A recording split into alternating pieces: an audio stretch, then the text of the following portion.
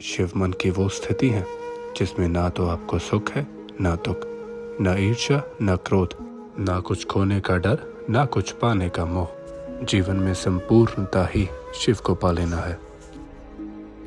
17वां अध्याय गणेश जीवन। नारद जी बोले, हे जगपालक, तब उस वृतांत को सुनकर महादेव ने क्या किया, कृपा कर मुझे वह समस्त कथा सुनाइए। ब्रह्मा जी बोले, हे मुनिवर, गणेश जी के मर जाने पर शिव जी के गण पटाखे बजाकर महोत्सव करने लगे।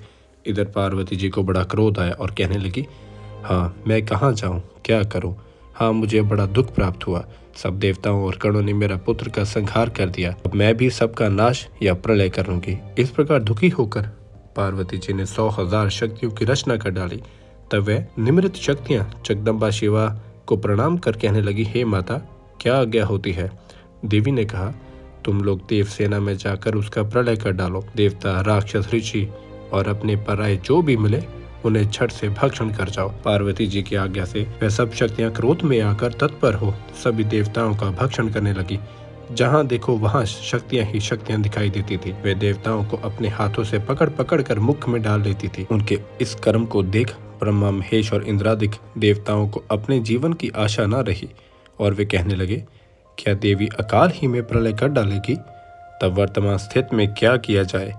इस पर सबने एक स्वर में विचार कर यह निश्चय किया, यदि गिरजा देवी प्रसन्न हो जाए तो सब कार्य बन जाएगा। लौकिक की गति दिखाते हुए शंकर जी भी बड़े दुख को प्राप्त हो सबको मोहने लगे, परंतु शक्तियां के आतंक से देवता निष्प्राण हो रहे थे। क्रोध में शिवा के मंदिर में जाने का उनका साहस ही न होता था। पार्वती का महाप्रकाश तेज सभी को संतप्त कर रहा था।